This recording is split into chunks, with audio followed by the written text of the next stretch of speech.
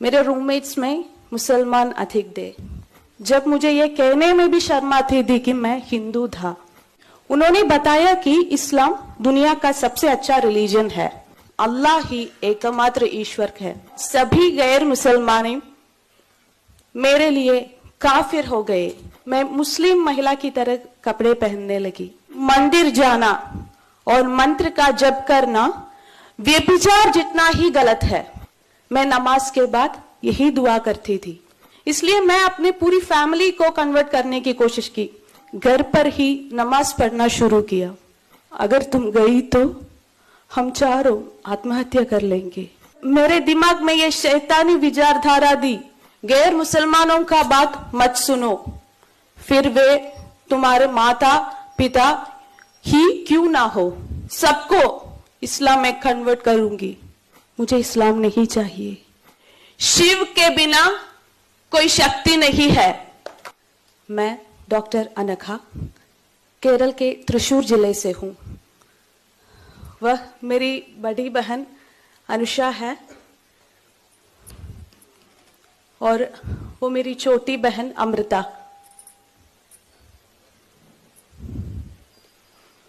आज हम तीनों आचार्य श्रीमन मनोज जी के शिष्य हैं और आर्ष विद्या समाजम के फुल टाइमर्स भी है। मैं आपके सामने उस दर्दनाक अनुभवों को साझा कर रहे हैं जो हमारे परिवार ने 4 साल पहले झेला था। हमारा जन्म बहुत ही ऑर्थोडॉक्स ब्राह्मण फैमिली में हुआ था। बहुत छोटी उम्र से ही हम घर पर कई प्रकार के अनुष्ठान और दैनिक पूजा देखते हुए बड़ी हुई है। मुझे केवल कुछ अनुष्ठानों के अलावा इस बात का कोई अंदाजा नहीं था कि सनातन धर्म क्या है, भारत का वास्तविक इतिहास क्या है और समकालीन चैलेंजेस क्या होती है। यह अज्ञाता मुझे इस्लाम के गड्ढे में ले आया। मैं हर किसी की तरह अच्छी पढ़ाई करके एक अच्छी नौकरी पाकर अपने परिवार की देखभाल करके और एक अच्छा फिजियोथेरेपिस्ट बनने का सपना लेकर कॉलेज गई थी। लेकिन कुछ और ही मेरे इंतजार कर रहा था। यह एक ऐसा समय था जिसने मेरे जीवन का दिशा बदल दी। मैं अपने कॉलेज के दिनों में हॉस्टल में रहती थी। मेरे रूममेट्स में मुसलमान अधिक थे। हमारे बातचीत में रिलीजन कॉमन टॉपिक बन गया। सबसे पहले उन्होंने मुझे हिंदू धर्म के बारे में क्वेश्चंस पूछना शुरू किए। आप सभी ने केरला स्टोरी फिल्म देखी होगी। मैंने भी फिल्म में कैरेक्टर शालिनी उन्नीकृष्णन जैसे ही क्वेश्चंस को सामना किया है। मैं उनको किसी भी क्वेश्चंस को आंसर नहीं दे पाई क्योंकि मैं अपने धर्म के बारे में कोई जानकारी नहीं थी। ये क्वेश्चंस धीरे धीरे क्रिटिसिज्म्स एंड इंसल्ट्स में बदल गई। वे क्षण थे जब मुझे ये कहने में भी शर्म आती थी कि मैं हिंदू था। मेरे परिवार वालों को भी कोई क्वेश्चंस को सैटिस्फैक्टरी और क्लियर जवाब नहीं दे पाई। मुझे सिर्फ यही आंसर मिला था कि हम अपने पूर्वजों को बताने रास्ते पर चलते हैं बस। लेकिन मैं इस आंसर से खुश नहीं था। मैं इन सवालों का जवाब खोजने के लिए बहुत कोशिश की लेकिन सफल नहीं हुई। इसलिए जब मैं एक कंफ्यूज्ड स्टेट में थे, मेरे फ्रेंड्स ने मुझसे इस्लाम के बारे में बात करना शुरू किया। उन्होंने बताया कि इस्लाम दुनिया का सबसे अच्छा रिलीजन है। अगर मैं इस्लाम के बारे में क्वेश्चंस करते तो वे पूरे आंसर्स देते थे क्योंकि उन्होंने बचपन से ही मदरसा में उनकी रिलीजियस शिक्षा प्राप्त की थी। लेकिन मैं सनातन धर्म की बेसिक चीजों भी नहीं जानती थी। इसलिए मुझे उनके विचारों से प्रभावित होने में देर नहीं लगी। मैं अपने पहचान खोने लगा। तब तक मैं मानती थी कि सभी ईश्वर एक है और मानने लगा कि अल्लाह ही एकमात्र ईश्वर है। इस्लाम ने सबसे पहले मुझे सिखाया कि बाकी सभी रिलीजियंस के ईश्वर संकल्प और उनके अनुयायी नित्य नरक के अवकाशी है और सभी गैर मुसलमान मेरे लिए काफिर हो गए। तब तक मैं बिनती, कुमकुम, चंदन लगाती थी और धीरे से मैं मुस्लिम महिला की तरह कपड़े पहनने लगी। गाना, नाचना, सब कुछ मेरे लिए हराम हो गया। मुझे लगने लगा कि मंदिर जाना और मंत्र का जप करना व्यभिचार जितना ही गलत है। धीरे धीरे से हिंदू धर्म, देवी देवताओं, हिंदू अनुष्ठान, स्वयं हिंदुओं को प्रति नफरत आने लगी।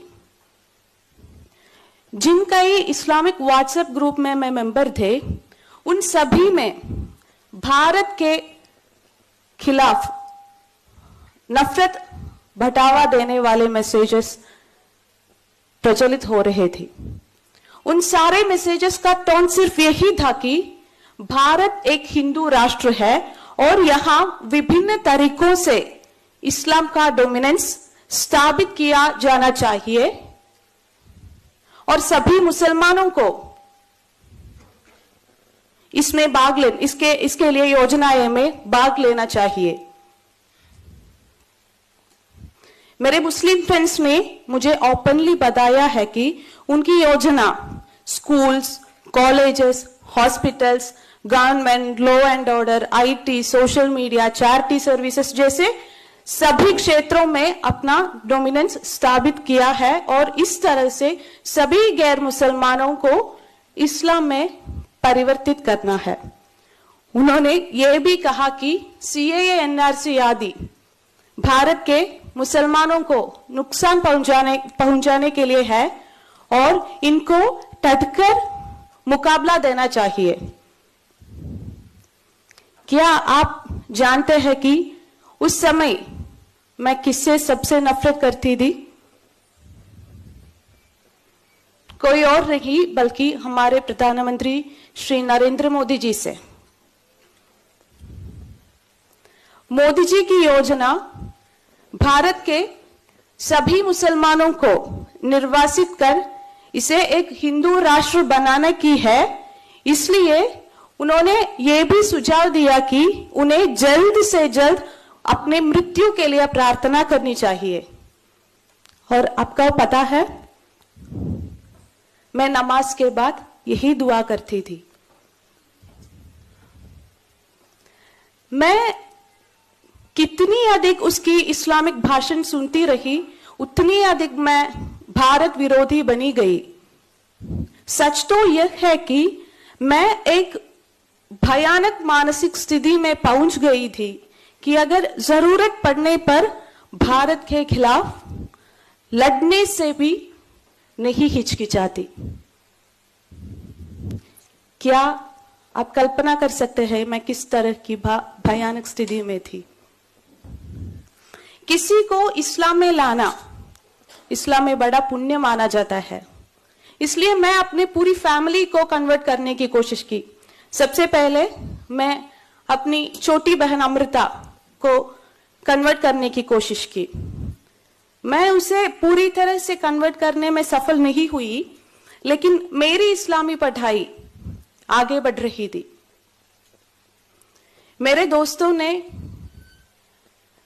मुझे तफसीर, जो कुरान का व्याख्यान होता है, वो मुझे दिया और साकिर नायक, इमाम अकबर जैसे इस्लामिक प्रीचर्स का वीडियोस भेज दिए।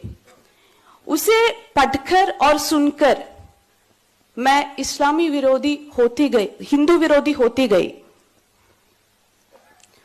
कॉलेज के बाद मुझे कोड़िकोड, केरल के कोड़िकोड में नौकरी मिल गई थी, जहां मुस्लिम डोमिनेटेड एरिया है।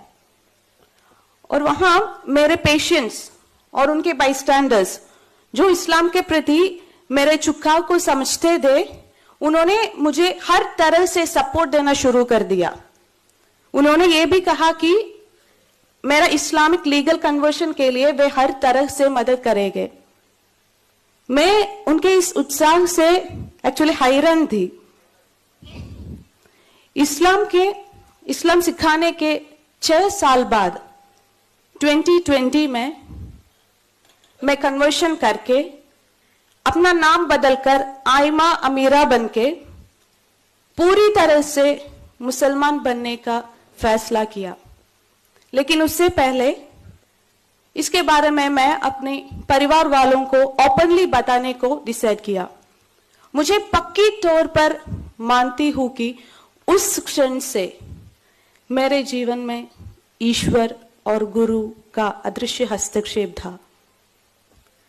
मैं अपने नौकरी से इस्तीफा दे दिया और घर आ गई।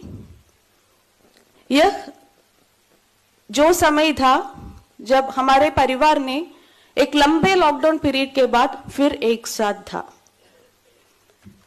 मेरे माता पिता को अंदाजा था कि मैं इस्लाम के बारे में सीख रही हूं, लेकिन उन्होंने कभी नहीं सोचा कि मैं कन्वर्ट हो जाऊंगी।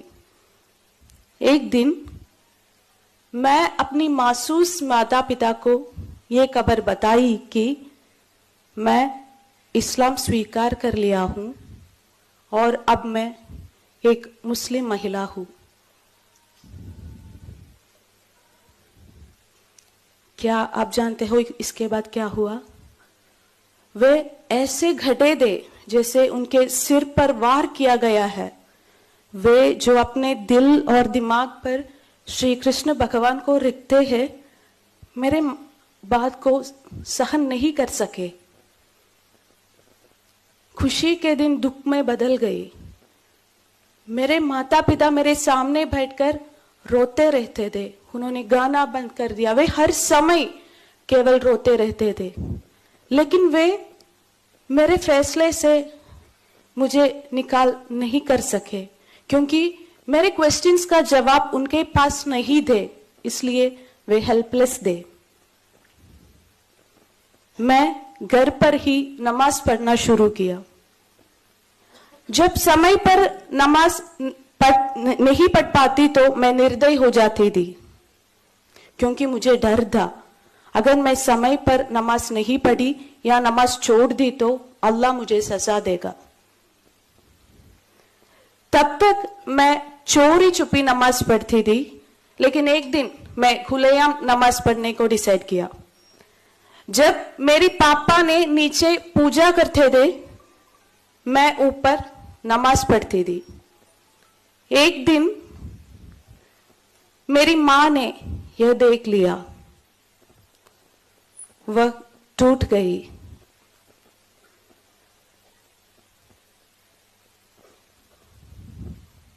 उन्होंने पूजा कमरे जाकर नारायणा नारायणा चिल्लाकर रोने लगी। यह सुनकर मैं नीचे आ गई। पूजा कमरे में विग्रहों को देखकर मैं बहुत चिढ़ हुई। मैं मां से कहा, तुम किस नारायण को प्रार्थना कर रही है? तुम्हें बचाने के लिए कोई नहीं आएगा, क्योंकि ऐसा एक ईश्वर ही नहीं है। वो ईश्वर नहीं, शैतान है, शैतान। यह सुनकर मेरी मां रोते रोते मेरे पैरों पर गिरा और बोली, बेटी मत जाओ। अगर तुम गई तो हम चारों आत्महत्या कर लेंगे। इसे सुनकर मुझे और भी गुस्सा आ गया। मैंने कहा कि तुम काफिर हो, तुम नरक के बारे में निश्चित हो। तुम आत्महत्या करो या ना करो, मुझे कोई परवाह नहीं होगी। मेरी जगह आप अपने बच्चों को कल्पना करें, जिसे यदि वो आपका बेटी या बेटा जिसे आपने प्यार से पाला और बड़ा किया है, उसने आपके साथ यह